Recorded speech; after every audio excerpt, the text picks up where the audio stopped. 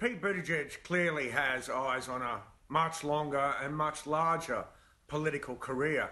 And in many ways, just by running for the Democratic Party nomination for president as mayor of South Bend, it put him on the national stage and it put him into the national conversation.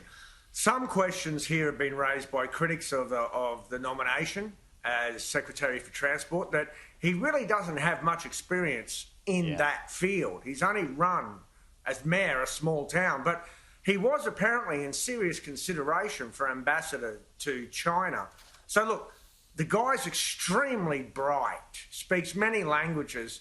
He's got great props. Let's just wait and see what he makes of this position. Well, and he's a friend. He'd be a good friend of Australia, having served in Afghanistan too. Yes, he did. Look, he ticks a lot of boxes, this guy. I'm telling you, when you watch one of his appearances, particularly when they're unscripted, his intelligence really shines. So I'm fascinated to see, first, if he'll get the nomination confirmed. I suspect he will. Yeah. But then I'll be fascinated even more to see just what he does with this role. What about what goes on in Georgia? Everyone's going to be watching that closely because that's going to determine the balance of power in the Senate. Mate, all eyes are on Georgia at the moment, the peach state, with their January 5 special runoff elections. As you say, the balance of power, so-called, is up for grabs because we have a Democrat who heads the executive as president-elect. We have a Democratic House of Representatives. What's at play here is control of the Senate.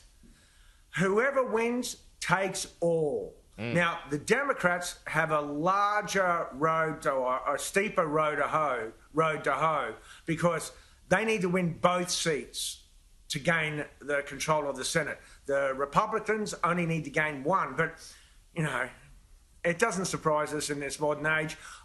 Most of these candidates are controversies within themselves. The two Republicans, one a sitting senator, the other a self-funded millionairess, they've been under investigation for insider share trading.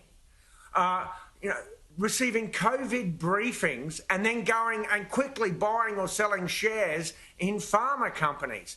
On the other side, one of the Democratic candidates is a pretty rabid reverend who has preached from his pulpit that no true Christian can serve in the US military and serve God at the same time, something I personally repudiate.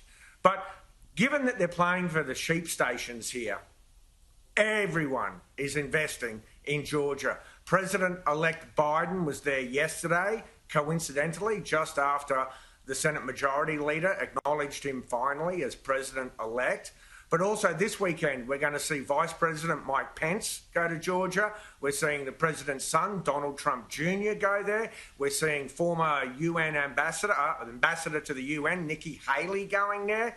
Now, they're flooding the zone here with big names to ramp up and energise the vote. We also have seen Lara Trump, the president's daughter-in-law, stumped there. And she has eyes on a run for the North Carolina Senate seat that's coming up in the next couple of years. So it's been pretty intense down there. And these are runoff elections because in the general election, no one gained the 50% necessary it was only 13,000 to win the Senate seats. But this time, there's no third-party candidates. Yeah. So it's mano a mano